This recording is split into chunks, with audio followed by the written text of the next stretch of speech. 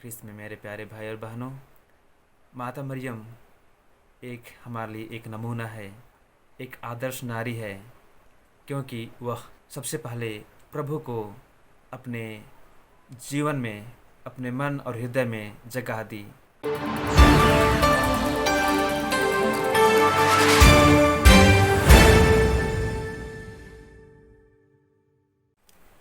पिता और पुत्र और पवित्र आत्मा के नाम पर आमीन।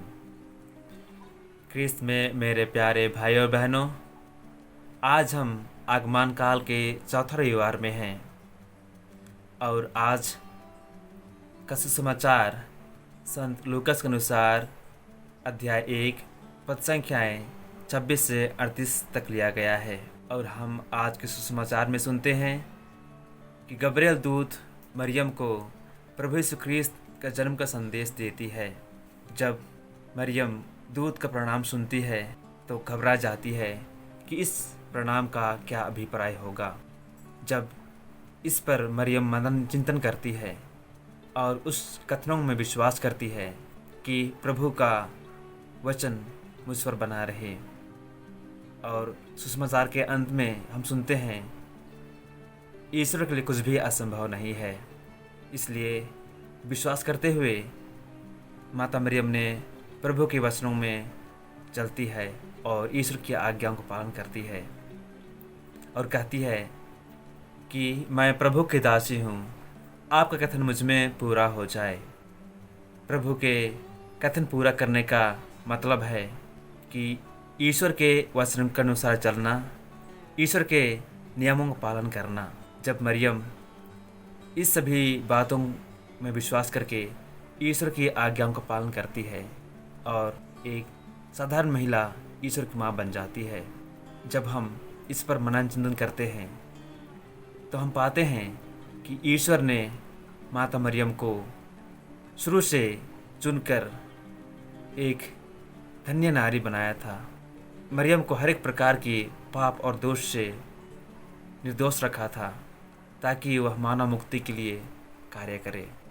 माता मरियम ने इस काम को करने के लिए ईश्वर की योजना को पूरा करने के लिए अपने आप को समर्पित करती है। हम बाइबल में पढ़ते हैं कि मरियम विधान की मंजूषा है। इसका मतलब है कि मरियम यीशु को अपने देह पर धारण करती है। जब हम कहते हैं कि मरियम पुराने विधान की मंजूषा है, पुराने विधान में जब ईश्वर के 10 आज्ञाओं को विधान में रखा जाता था, मंजूषा में रखा जाता था, उस मंजूषा में ईश्वर के 10 आज्ञाओं को रखा जाता था और वह पवित्र था। इसी प्रकार मरियम शब्द ईश्वर को अपने देह में धारण करती है। इसलिए हम कहते हैं मरियम विधान की मंजूषा है। ख्रिस्त में मेरे प्यारे भाई और बहनों, यह विश्वास के द्वारा ही संभव होता है। और जब हम विश्वास करते हैं कि हमारे जीवन में ईश्वर जन्म लेंगे, इसके लिए हम अपने आप को तैयारी करने की ज़रूरत है। मरियम ऐसे ही ईश्वर की माँ नहीं बनी, वह शुरू से एक निष्कलंक नारी थी, निष्कलंक व्यक्ति थी, हर एक प्रकार के पाप और गुनाहों से दूर थी। तभी ईश्वर की माँ बनने के लिए उन्हें यह भारी काम ईश्वर के द्वारा दिया गया है। आज हम इस सुसमाचार को अपने जीवन में लाएंगे, अपने जीवन में इसे उतारेंगे कि हम भी कैसे अपने जीवन में यीशु को जन्म दे सकेंगे। जिस तरह मरियम ईश्वर के आज्ञा पालन के द्वारा मरियम ईश्वर के सभी वचनों को सुनकर अपने हृदय में संजोए रखी थी और हर एक प्रकार के पाप और दोष से दूर थी और अपने आप को ईश्वर के हाथों में समर्पित कर दी कि वह एक ईश्वर के लिए चुनी गई, मानव मुक्ति के लिए चुनी गई, हम सबों की मुक्ति के लिए चुनी गई एक माँ के रूप में यह कथन को स्वीकार करती है। इसलिए आज हम क्रिसमस के इस अवसर पर क्रिसमस मनाने के लिए हम अपने आप को तैयारी करते हैं।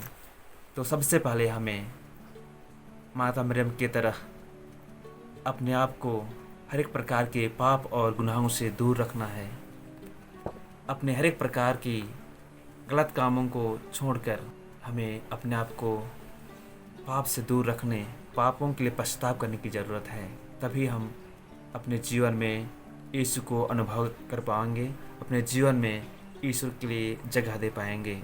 ख्रिस्त में मेरे प्यारे भाई और बहनों, आज माता मरियम हमें यही सिखाती है कि अपने पुत्र यीशु ख्रिस्त को जब अपने जीवन में, अपने परिवार में स्वागत करते हैं और इसके जन्म दिवस पर हम खुशी से मनाएंगे, इसके लिए हमें अपने आप को तैयारी करने की ज़रूरत है। कैसे तैयारी करेंगे? माता मरियम ने हमें सिखाई है कि हम अपने आप को पाप और गुनाहों से और हर एक प्रकार की बुरी आदतों से हम अपने आप को एक योग्य रीति से प्रभु को ग्रहण करने के लिए, प्रभु को स्वागत करने के लिए अपने आप को शुद्ध करें, निर्मल बनाएं। तभी हम प्रभु यीशु ख्रिस्त के प्रेम और शांति को अपने जीवन में अनुभव कर पाएंगे।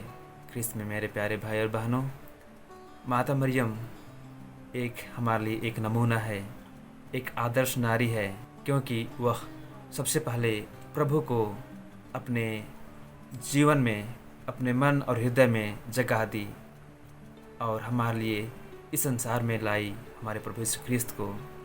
हमें भी इस प्रभु यीशु ख्रिस्त के वचनों को सुनकर, वचनों को विश्वास कर हम प्रभु के लिए हम अपने दिल में, अपने परिवार में जगह बना सकते हैं, हमारे परिवार में प्रभु को जन्म दे सकते हैं।